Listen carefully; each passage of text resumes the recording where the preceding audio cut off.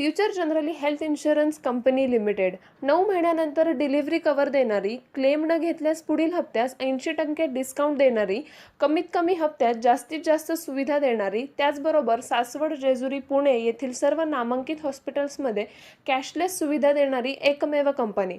अधिक माहितीसाठी संपर्क शेवते इन्शुरन्स 98 22 32 68 44. सर्व पत्रकार मित्रांचं स्वागत करतो. आपल्याला सगळ्यांना माहिती आहे की 21 मेला देशामध्ये 2000च्या नोटा बंद करण्याच्या बद्दलचा निर्णय झाला. मात्र हा निर्णय होत असताना 30 सप्टेंबर पर्यंत त्या नोटा बदलल्या जातील अशा प्रकारचं सांगण्यात आलं. खरं तर 2000ची नोट तसं बघितलं तर जे मोठे आर्थिक व्यवहार करणारे लोक असतात त्यांच्याकडेच असतात. सर्वसामान्य गरीब किंवा मध्यमवर्गीयांच्याकडे 2000च्या नोटा एकतर गेले 2 वर्ष आपण बघतोय बँकेमध्ये देखील आपण ज्यावेळेस काही पैसे विड्रॉ करायला जातो महिन्याच्या खर्चाकरता तिथेही 2000ची नोट कुठं मिळत नव्हती.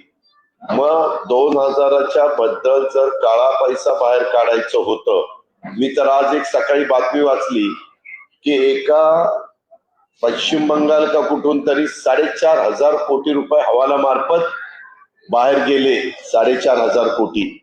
आता ह्याही जर असे आकडे ऐकले तर मग त्याचा काय उपयोग आहे?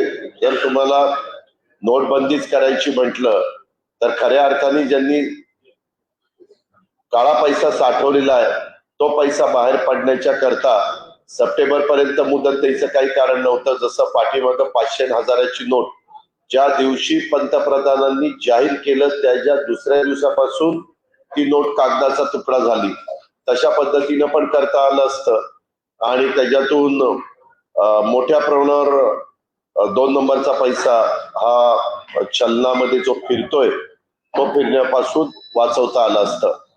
नक्की लोकांना कळायला मार्ग नाही. त्यावेळेस एक आहे आपल्याला काही जनतेला रांगेत उभं राहा. मागे जसा 500 आणि 1000ची नोट रद्द झाली त्यावेळेस रांगेत उभं राहून खूप मनस्ताप लोकांना सहन करावा लागला. अनेकांना दुपारच्या उन्हाचा त्रास झाला, अनेकांना काही आरोग्याचे काही आजार त्याच्यातनं झाले वगैरे वगैरे. तशा प्रकारचं काही असं होणार नाही.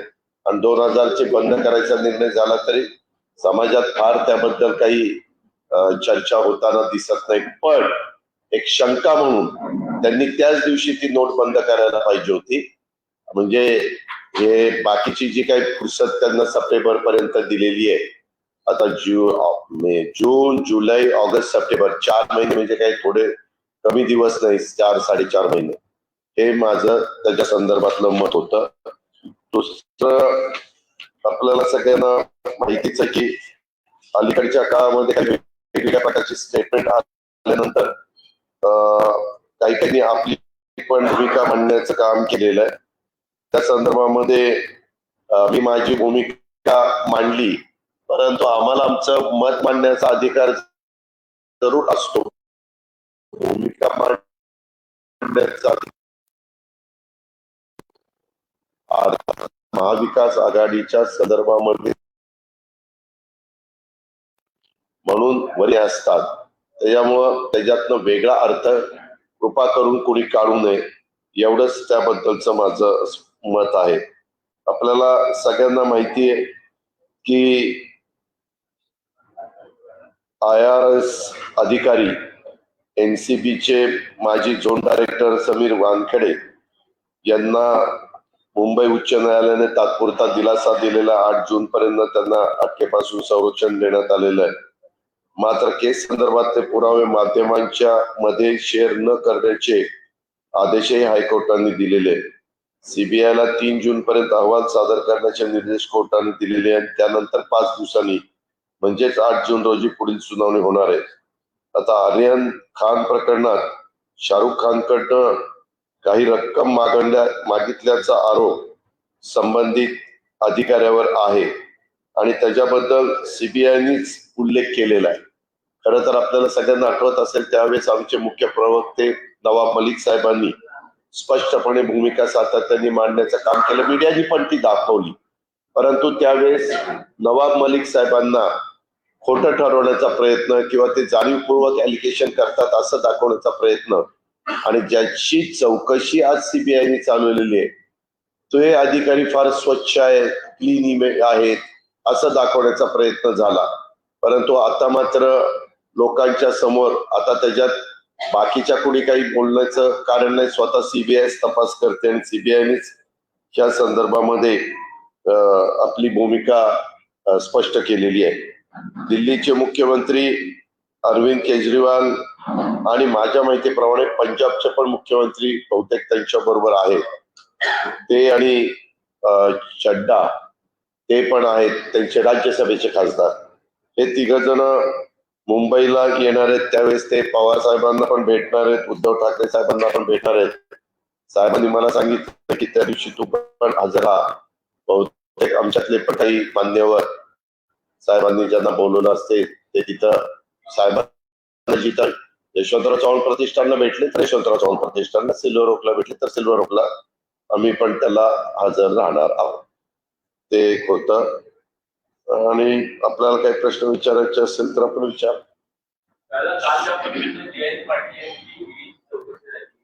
आणि त्या पद्धतीने विरोधी पक्षाच्या नेत्यांना ईडी बोलवते आणि अशा पद्धतीने संपवण्याचा प्रयत्न होतोय. आम्ही म्हणजे सातत्याने याबद्दल सांगितलेलं आहे की वेगवेगळ्या केंद्रीय आणि राज्य स्तरावरच्या ज्या यंत्रणा असतात त्यांना वेगवेगळ्या नागरिकांची चौकशी करण्याचा अधिकार असतो. त्यांना बोलवल्यानंतर ते पूर्णपणे सहकार्य करतात अशा प्रकारचं आपण सगळे पाहतो. काल जयंतराव 9:30ला त्यांना सोडल्यानंतर त्यांनी पण जे स्टेटमेंट केलं ते आपण सगळ्यांनी पाहिलेलं आहे. तुम्हीच मीडियाच्या माध्यमातून सगळ्यांना दाखवण्याचं काम केलं.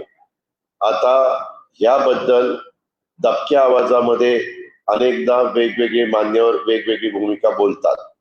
तुम्हालाही पत्रकार मित्रांना आठवत असेल की आपलं अधिवेशन मुंबईचं चालू असताना त्या अधिवेशनामध्ये म्हणजे पुरवणी मागण्यांच्या वेळेस वरच्या सभागृहामध्ये सत्ताधारी पक्षाच्या आमदारांनी काय सांगितलं हे सगळं रेकॉर्डला आलं. तुम्ही पण त्या बातम्या दाखवल्या. त्याच्या आधीच्या काळामध्ये काही काँग्रेसमध्ये अनेक वर्ष मंत्रीपद उपभोगलेली लोक देखील भाजपमध्ये गेल्यानंतर त्यांनी स्वतः पुण्या जिल्ह्यामध्ये एक कार्यक्रम होता त्यावेळेस काय सांगितलं ते तुम्ही सांगितलं की आता आम्ही इकडं आलेलो आहेत, आम्हाला काही त्रास नाही, आम्हाला व्यवस्थित झोप येते, आम्ही बिनधास्त आहोत.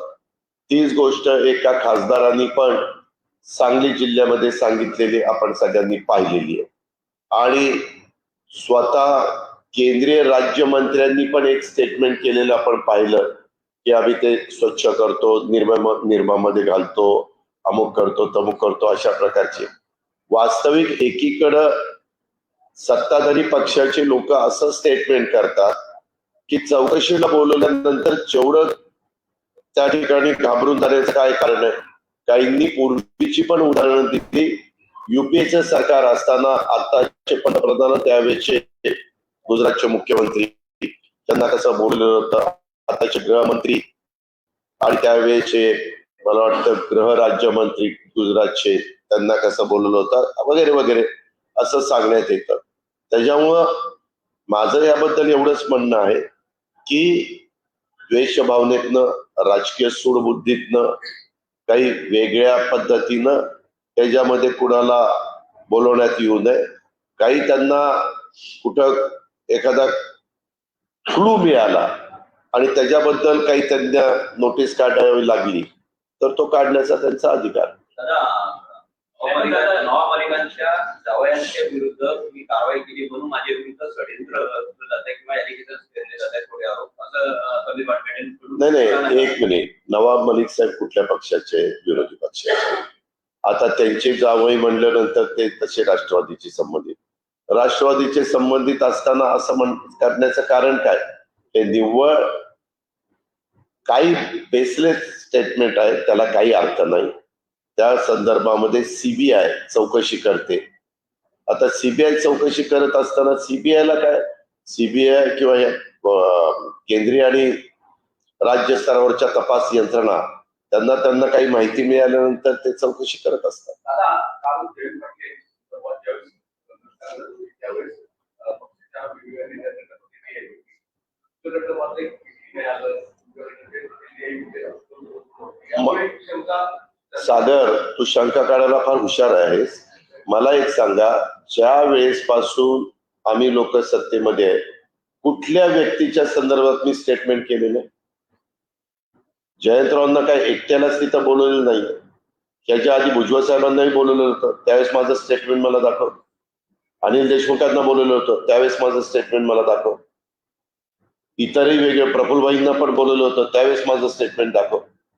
तुम्ही लोक आहे ना, तुम्ही त्याच्यामध्ये जाणीवपूर्वक असा काहीतरी अर्थ लावण्याचा प्रयत्न करतात. मी मी मी मी तो आता तो प्रश्न विचारला, मी उत्तर देतो. त्याबद्दल मी कधी कुणालाही कुणाच्याही बद्दल कुठलंही स्टेटमेंट त्या ठिकाणी करत नाही. कारण माझ्याही बाबतीमध्ये तुम्हाला माहितीये की माझ्या घरातल्या अनेक ठिकाणी पाठीमागच्या काळामध्ये इन्कम टॅक्सने 22 ठिकाणी धाडी टाकल्या होत्या. त्यावेळेस माझं मी काय स्टेटमेंट करायचं ते केलं, मी माझ्या कामाला लागलो. महाविकास आघाडीच्या सूत्रामध्ये पुढे देखील छोटा भाऊ मोठा भाऊ, तर महाविकास आघाडी पुढची निवडणूक येईपर्यंत राहणार 100% राहणार आहे. तू स्टॅम्प आण, मी तुला लिहून देतो त्याच्यावर. मी उद्धव ठाकरे साहेब, नंतर नाना पटोले, आम्ही सह्या करून देतो तुला.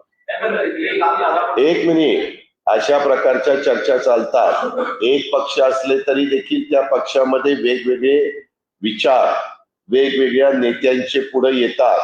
शेवटी अंतिम निर्णय त्या पक्षाचे सर्वोच्च नेते हे घेतील, त्याची अंमलबजावणी त्या पक्षाचे सगळे बाकीचे कार्यकर्ते करतात. नाही, त्याच्या संदर्भातली तारीख सध्या उष्णता असल्यामुळं सध्या तारीख ठरलेली नाहीये. ते जरा हवामानाचा बदल झाला, वातावरण थोडस वेगळं झालं की त्यामध्ये त्या घेतल्या जाणार.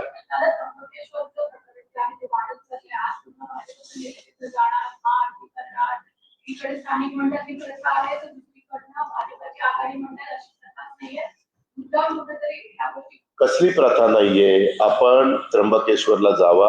मी हिरामण खोसकरशी बोललो, मी भुजबळ साहेबांशी बोललो, मी नाशिक जिल्ह्यातल्या अनेक मान्यवरांशी बोललो. आपल्यालाही माहितीये की मणिपूर सारख्या दंगलमध्ये जी झाली त्या दंगलीचा किती परिणाम झाला. उलट मेरी कोमनी त्यावेळेस आव्हान केलेलं होतं की केंद्र सरकारने, राज्य सरकारने ह्यामध्ये ताबडतोब हस्तक्षेप करावा. आणि मणिपूरमध्ये 8 जिल्ह्यामध्ये जी दंगल झाली होती त्याच्यात अनेक निष्पाप लोकांची घरं जाळली गेलेली होती, अनेक जण बेघर झालेले होते, 55 ते 60 जण निष्पाप लोक त्याच्यामध्ये मारले गेलेले होते, अनेक जखमी झालेले होते. तशा पद्धतीनं खरं देशात कुठेही घडता कामा नये. परंतु औरंगाबाद मध्ये, अकोला शेवगाव मध्ये हायकोर्टाने सांगितलंय संभाजीनगर नाही औरंगाबाद म्हणायचं, म्हणून औरंगाबाद नाही. तर पुन्हा अजित पवार छत्रपती संभाजीनगर म्हणाले नाही, औरंगाबाद म्हणाले. आपल्याला संविधानाचा आदर करावा लागतो, कोर्टाचं ऐकावं लागतं. त्याच्यावर औरंगाबाद, अकोला, शेवगाव, अहमदनगरचं आणि त्र्यंबकेश्वर इथं वेगवेगळ्या प्रकारच्या दंगली झाल्या. काय कारण होतं? वास्तविक आपण पाहतो, आम्ही देखील अनेक वर्ष राजकीय जीवनात काम करतो, राजकारणात नव्हतो त्याच्या आधी देखील आम्ही ज्यावेळेस आजींच्या बरोबर, आमच्या वरिष्ठांच्या बरोबर कुठं दर्शनाच्या करता जायचो, मग तिथं दर्शनाला गेल्यानंतर सर्व जाती धर्माचे लोक तिथं दर्शन घ्यायचे. आणि आपल्यामध्ये पद्धतच आहे, तुम्हाला देवाचं दर्शन घ्यायचं असेल, तुम्हाला गुरुद्वारामध्ये जायचं असेल, तुम्हाला चर्चमध्ये जायचं असेल, तुम्हाला कुठं दर्ग्यामध्ये जायचं असेल, कुठं चादर चढवायची असेल तर आपण जातो, चढवतो. परंतु जी काही त्र्यंबकेश्वरचे स्थानिक लोक जे आहेत, स्थानिक, त्यांचं म्हणणं की 100 वर्षापासून परंपरा चाललेली आहे. बाहेरच्या बाहेर ते जात असतात, आतमध्ये कुणी जात नाही. परवा दलवाई साहेब पण जे गेलेले होते, हुसेन दलवाई, माजी राज्यसभेचे मेंबर, काँग्रेसचे नेते, त्यांनी पण बाहेरनं दर्शन घेतलं. काही काही ठिकाणी प्रथा असतात. आता आमच्या इथं देखील कनेरी म्हणून गाव आहे, जिथं 67 सालापासून कुठलाही प्रचाराचा, नारळाचा शुभारंभ आम्ही मारुतीरायाला नारळ फोडून त्या ठिकाणी करतो. म्हणजे आतापर्यंत ज्या निवडणुका 55-60 वर्षात झाल्या तिथं, मात्र तिथं मारुतीचं जो गाभारा आहे तिथं महिलेला जायला परवानगी नाहीये. महिला बाहेरनं दर्शन घेतात आणि निघून जातात. आता हे चालत आलेले लोक पाळतात. शेवटी कुणी काय पाळावं कसं पाळावं हा ज्याचा त्याचा प्रश्न आहे. परंतु भावनिक मुद्दा करू नका, ह्याच्यामध्ये राजकारण आणू नका, त्याच्यामध्ये जातीमध्ये तेढ निर्माण होईल, जाती जातीमध्ये, धर्माधर्मामध्ये, पंथामतामध्ये असं होता कामा नये, असं आमचं याबद्दलचं आव्हान आहे. आणि त्या संदर्भात स्थानिक त्र्यंबकेश्वरांनी लोकांनी पण तशा प्रकारचं आव्हान केलेलं आहे. ते म्हणतात की आमच्याकडे ती परंपरा वर्षानुवर्ष चालू, 100 वर्षाची परंपरा, असं त्यांनी पण सांगितलेलं.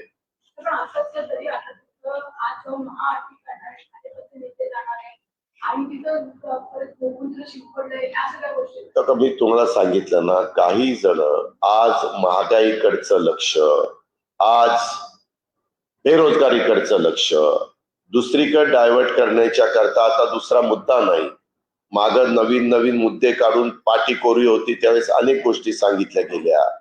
परंतु आता 9 वर्ष झालेली आहे, 1च वर्ष राहिलेलं आहे आणि त्याच्यामुळं कर्नाटकचा निकाल लागल्यामुळं कुठंतरी थोडीशी मनाला भीती वाटत असेल, शंका येत असेल, तर काय केल्यानंतर आपल्याला जनाधार आपल्या बाजूने येईल तसा प्रयत्न असू शकतो. नंबर 1. नंबर 2, आशिष शेलारांना मी पण अनेक वर्ष ओळखतो. आमच्या बरोबर विधिमंडळामध्ये आमदार म्हणून ते काम करतात. मागच्या काळामध्ये देवेंद्र फडणवीसांच्या सरकारमध्ये शेवटी ते शालेय शिक्षण मंत्री म्हणून त्यांनी काम केलेलं आपण सगळ्यांनी पाहिलं. क्रिकेटमध्ये महत्वाच्या संस्थांच्यावर ते काम करतात. परवा मीडियाला त्यांनी एक क्लिप दाखवली. ती क्लिप दाखवत असताना त्यांनी सांगितलं की कर्नाटकामध्ये ते घडलं. तुम्ही नीट आठवा, तुम्ही अजून एक क्लिप पाहा, आणि दाखवलं की कर्नाटकामध्ये गायीच्या बद्दल कशा प्रकारे चाललेलं आहे, गायीची हत्या कशी केलेली आहे. त्याच्या खोलात गेल्यानंतर ती मणिपूरची हे होती, क्लिप होती. आता जर एका महत्वाच्या केंद्रात राज्यामध्ये सत्तेवर असणाऱ्या एका प्रमुख पक्षाचा नेता जर उद्याच्याला एवढं लोकांच्या, मी म्हणतो इतरांनी कुणी दाखवली असती तर मी समजू शकलो असतो. आता मी किंवा भुजबळ साहेबांनी, जयंत पाटील साहेबांनी, सुनील तटकरे यांनी, धनंजय मुंडे यांनी, इतर मान्यवरांनी प्रेस कॉन्फरन्स घेत असताना एखादी क्लिप दाखवण्याचा प्रयत्न केला तर आम्ही पहिल्यांदा त्याची शहानिशा केली पाहिजे की बाबा त्याच्यात तथ्य आहे का नाही. तथ्य नसेल आणि तर दाखवलं तर आम्ही जबाबदार असतो त्याला. त्याच्यावर आशिष शेलारांनी दाखवलेली धडधडीत ती मणिपूरची आणि मणिपूरचे भाजपच्या नेत्यांनी काय स्टेटमेंट केलं तेही तुम्ही काही चॅनलमध्ये पाहिलेलं की त्यांचा आहार काय, ते काय करतात, कसं करतात. इव्हन गोव्यामध्ये देखील काय चालतंय त्याची माहिती तुम्ही घ्या. आपल्या महाराष्ट्रामध्ये गोवंश हत्या बंदी आहे, याबद्दल दुमत नाही. परंतु आपला जो काही भारत देश आहे, अनेक रंगाची लोक इथे राहतात, 18 पगड जातीची लोक राहतात, 12 बलुतेदार राहतात.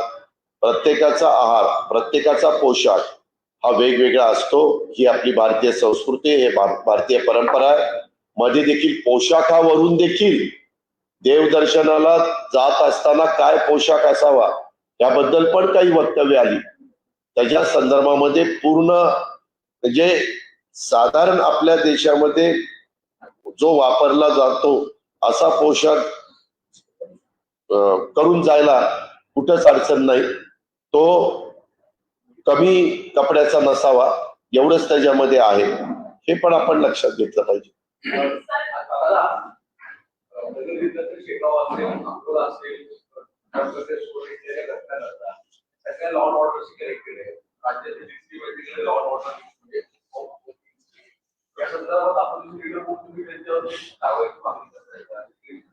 या संदर्भात खरं तर राज्याचे जे गृहमंत्री असतात, एक तर मुख्यमंत्री जबाबदार असतात कारण ते राज्याचे प्रमुख, दुसरं गृहमंत्री जबाबदार असतात कारण आपल्या इथं अनेक वर्ष आम्ही राजकारणात आल्यापासून गृहमंत्री पदाची जबाबदारी स्वर्गीय आर. पाटील साहेबांनी सांभाळली होती.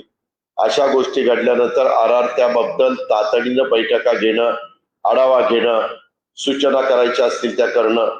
आताचेही गृहमंत्री देवेंद्र फडणवीस करत असतील, पण हे कंट्रोल होत नाहीये.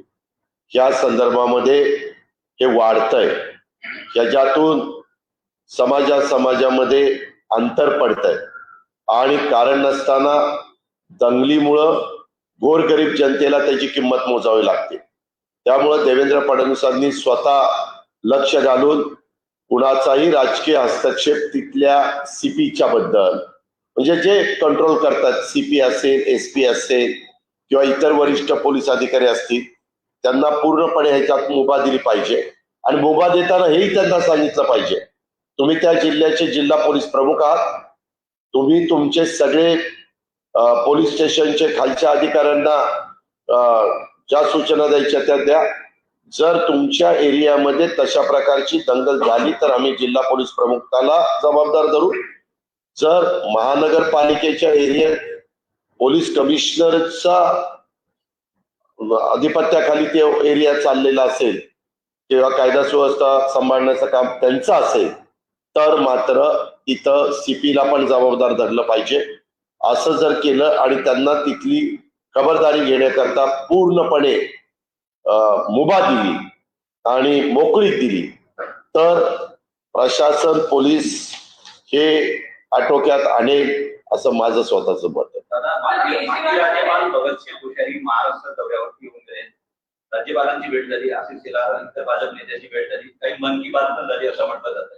तुमचा सुसंवाद राहिलेला आहे, या दौऱ्याकडे कसं पाहता? माझा ह्या दौऱ्यामध्ये येताना त्यांची भेट झालेली नाही. आपल्या भारतामध्ये माजी झालेल्या व्यक्तीला एखाद्या पदावरून गेल्यानंतर त्यांना काही कामाच्या निमित्तानं कुठल्या राज्यात जावंसं वाटत असेल तर त्यांना जाता येतं. आज ते माजी राज्यपाल आहेत आणि त्याच्यामुळे त्यांचं काही काम निघालं असेल, मागचं काही काम राहिलं असेल, त्याच्याबद्दल त्यांची चर्चा, ज्याचा राज्यपालाशी संबंध नाही परंतु एक व्यक्ती म्हणून संबंध असू शकतो, अशा कुठल्या कामाच्या करता ते आले असते.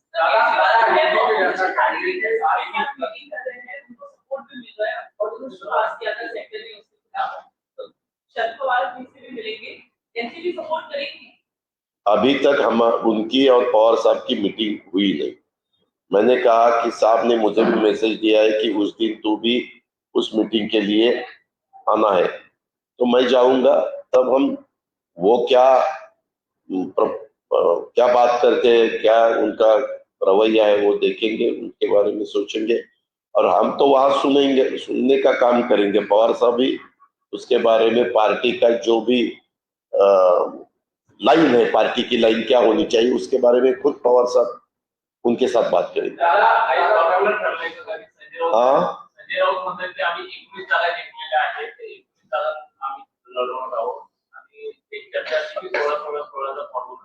सोळाचा फॉर्म्युला ठरलेलाही मला माहित नाही. मात्र मागे मी उद्धव ठाकरे साहेबांशी बोललो होतो त्यावेळेस ते म्हणालेले होते की आम्ही मागच्या काळामध्ये जिंकलेल्या जागा आम्हाला राहाव्यात अशी आमची इच्छा आहे, अशी त्यांनी त्यावेळेस व्यक्त केलेली होती. अजून त्याची पुढे कुठलीही चर्चा सुरू झाली नाही. तिन्ही पक्षांचे लोक नेमले जाणार आहेत आणि मग चर्चा सुरू होणार आहे.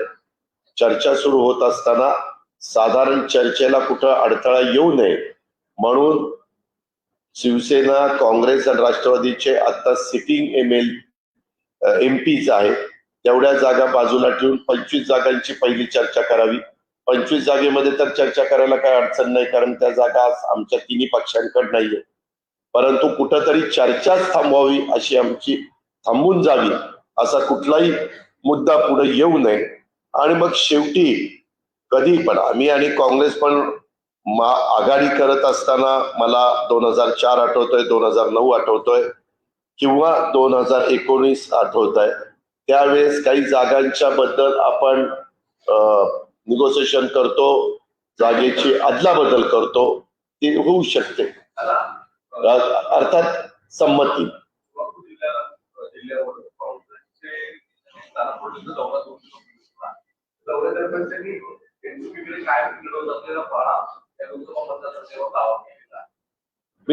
मी तुम्हाला सांगितलं ना की 25 जागा आता रिक्त आहेत. चर्चा करताना तिथं ते सांगतील ना, तिथं सांगतील ते तिन्ही पक्षाचे लोक चर्चा करतील आणि मग वरिष्ठ पातळीवर फायनल होईल.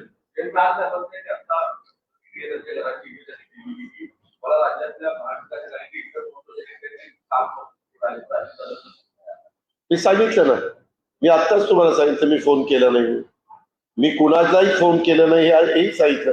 मी भुजबळ साहेबांना फोन केला नाही, कोणालाही फोन केला नाही.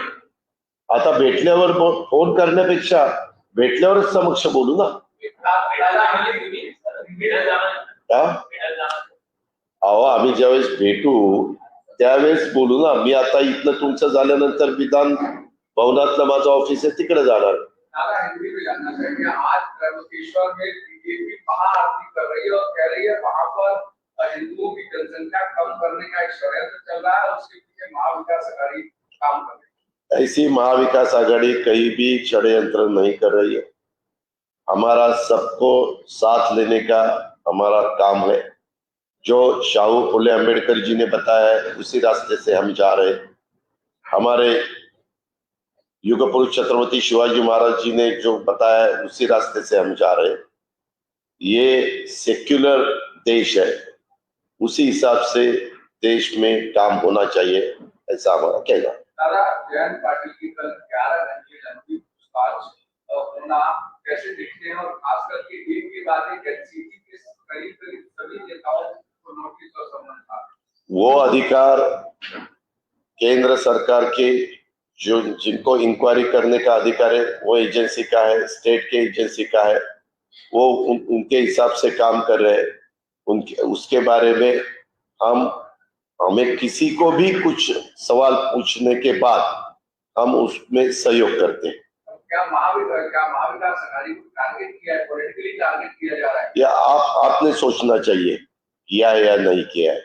सब लोग देख रहे हैं, सब लोग ठीक ठाक देखने के बाद लोगों को कोई पता चलता है किस एंगल से ये चालू है.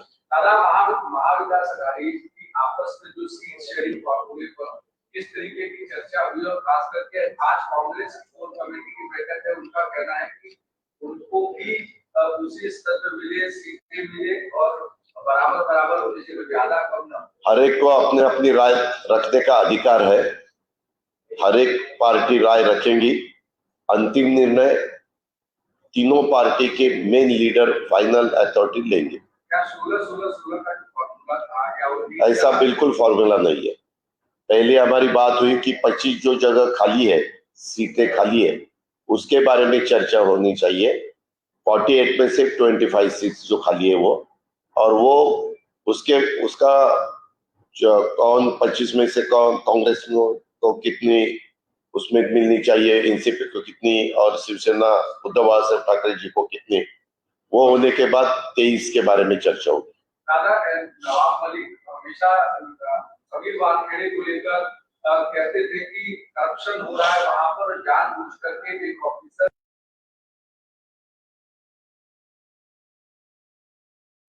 कुछ लोगों को फंसा रहा है. लेकिन उस समय में बीजेपी के लोग जाकर प्रोटेस्ट करते थे समीर वानखेड़े के समर्थन में. अब सीबीआई और एनसीबी दोनों ने मामला रजिस्टर करके दोनों इंक्वायरी कर रहे हैं. इसको कैसे करें? अभी सीबीआई इंक्वायरी कर रहे हैं. सीबीआई की इंक्वायरी पूरी होने के बाद पूरा क्या मामला है वो सबके सामने आ जाएगा. अभी इंक्वायरी चालू है, इसके लिए हम उसके बारे में ज्यादा बात करने की मुझे जरूरत नहीं. लेकिन तब के नवाब भाई के जो भी उन्होंने कहा था ये बहुत कुछ सही निकल रहा है, ऐसा सीबीआई की तरफ से सुनने को मिलता है. 2000 का नोट बंद करने का सरकार ने फैसला लिया है कि सितंबर के बाद बंद कर देंगे. इस फैसले को कैसे देखते हैं कि आज से करेंसी बदलनी शुरू हुई है? ये आरबीआई का अधिकार है, सेंट्रल गवर्नमेंट का अधिकार है, फाइनेंस डिपार्टमेंट का अधिकार है सेंट्रल का. लेकिन मेरा इतना ही कहना है कि 2000 की नोट बंद करने का जब उन्होंने डिक्लेयर किया तब से ही नोट बंद होनी चाहिए थी. 4-4 महीने नोट वापस करने को जरूरत नहीं थी. तो वो तो पूरा पैसा जिनके पास है, एक तो गरीब के पास, मिडिल क्लास के पास 2000 की नोट रहती ही नहीं, और थोड़े बहुत उनके पास रहेंगे तो वो तुरंत वापस कर सकते हैं, चेंज कर सकते हैं. लेकिन जिनके पास ब्लैक मनी हम कहते हैं, वैसा बड़ा पैमाने पे ब्लैक मनी जिसके पास है, वो पैसा लोगों को, गवर्नमेंट को मिलना चाहिए था, आरबीआई को मिलना चाहिए था। वो 4 महीने तक टाइम दिया है, उसमें मिलेगा ऐसा मुझे नहीं लगता। अरविंद केजरीवाल मुंबई आ रहे हैं, शरद पवार से मुलाकात करेंगे, उद्धव ठाकरे से मुलाकात करेंगे, लगातार ये दूसरी मुलाकात राज्यसभा में अपना पासपोर्ट खोजने को लेकर समर्थन मांग रहे हैं। इस दौरे में किस तरह देख रहे हैं, लगातार वहां से हो रहे हैं। हर एक अपोजिशन लीडर को अलग अलग स्टेट के चीफ मिनिस्टरों को कोई भी जगह जाके किसी को भी मिलने का पूरा अधिकार है। या उद्धव जी को और पवार साहब को मिलने के लिए 24-25 को 2 दिन के मुंबई टूर पे अरविंद केजरीवाल और उनके पंजाब के चीफ मिनिस्टर और कोई उनके साथी राज्यसभा के मेंबर आने वाले हैं, ऐसे मुझे मालूमात मिली है। तो आने के बाद पवार साहब के साथ मीटिंग होगी, तब मैं भी वहां रहूंगा। मुझे भी साहब ने कहा है, बाकी भी हमारे साथियों को साहब ने बताया होगा, चाहे जयंत पाटिल और इतर लोगों। तो आने के बाद वो क्या राय रखते हैं, कौन, केजरीवाल जी और उनके दूसरे पंजाब के चीफ मिनिस्टर, उसके बाद पवार साहब उनका क्या कहना है, पार्टी का क्या कहना है, अपोजिशन वालों ने क्या करना चाहिए, उसके साथ तो उसके बारे में बातें हुई। दादा, जिन पार्टियों को अरविंद केजरीवाल अपनी राजनीतिक करियर की शुरुआत में पहले से गालियां देते रहे, उनको करप्ट कहते रहे, आज उन्हीं पार्टियों के साथ जाकर वो कंधे से कंधा मिलाकर खड़े हैं। चाहे महाराष्ट्र में देखिए, कांग्रेस के साथ जाना चाह रहे हैं, दिल्ली में बैठक कर रहे हैं, महाराष्ट्र आ रहे हैं, दूसरे राज्यों में जा रहे हैं। अरविंद केजरीवाल की इस राजनीति को आप किस तरह से देखते हैं? उन्होंने जब एलिगेशन की तब वो पॉलिटिक्स में नहीं थे, उन्होंने शुरू में वैसा एलिगेशन किया, तब वहां मेरे ख्याल से आंदोलन चालू था दिल्ली में और इंडिया गेट पे। तो उसके बारे में वो स्टेटमेंट होने के बाद वो चीफ मिनिस्टर बने 5 साल, फिर वापस वो रिपीट हुए चीफ मिनिस्टर के नाते, और फिर उनको इतने सालों में पता चला होगा कि क्या है सही है, क्या गलत है, समझे ना। तो कभी कभी ऐसा होता है, जैसे कल आशीष शेलार जी ने जो बताया वो मणिपुर का, वो गलत था, वो मीडिया ने दिखाया कि वो कैसा गलत है। कभी कभी ब्रीफिंग अलग तरह से हुआ, तो ब्रीफिंग होने के बाद आप जो स्टेटमेंट करते कि वो ब्रीफिंग के हिसाब से करते। आपने किसके ऊपर भरोसा रखना चाहिए और किसके ऊपर भरोसा नहीं रखना चाहिए, वो हर एक का अधिकार रहता है। मतलब आप भी मान रहे हैं कि राजनीति में आने के बाद केजरीवाल में बदलाव आया है? तो बदलाव नहीं, वो सवाल उनको पूछना चाहिए। मैंने उसके बारे में मुझे जो कुछ लगता है मेरे मन को, वो मैंने आपके सामने रखा है।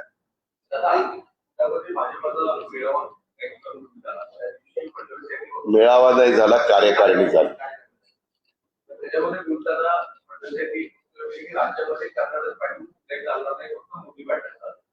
ठीक आहे, त्यांना तसं वाटतं, त्यांच्या कार्यकर्त्यांना कर्नाटकची निवडणूक जाऊन 4-5 दिवस झाले, त्यांना नाउमेद होऊ नये, ते खचू नये, त्यांना जरा मॉरली सपोर्ट मिळावा म्हणून असं बोलावं लागतं सागर, ही राजकारणातलं भाग आहे, त्याच्यामुळं ते तसं बोलणार।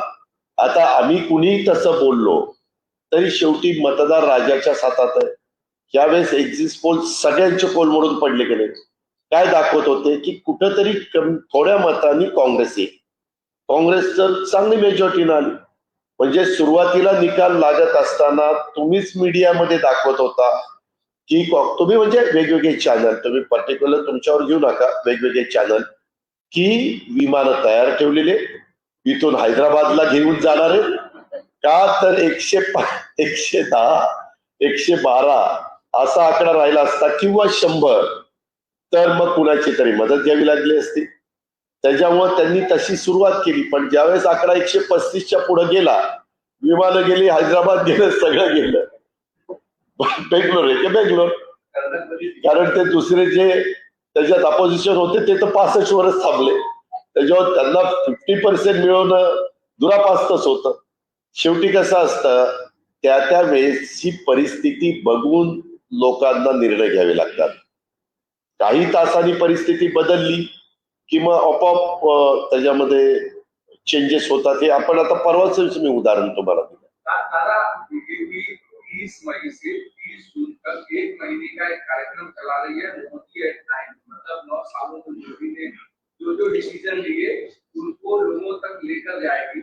क्या उसमें जो एथनिक डिसीजन हुए कुछ वो भी उनका जो अधिकार है, उनकी पार्टी है, उनकी पार्टी मोदी साहब के नाम के ऊपर ही उन्होंने देश में सिंगल लार्जेस्ट पार्टी के नाते देश में कमांड संभाली है दो दफा, यानी 2014, 2019, बराबर है।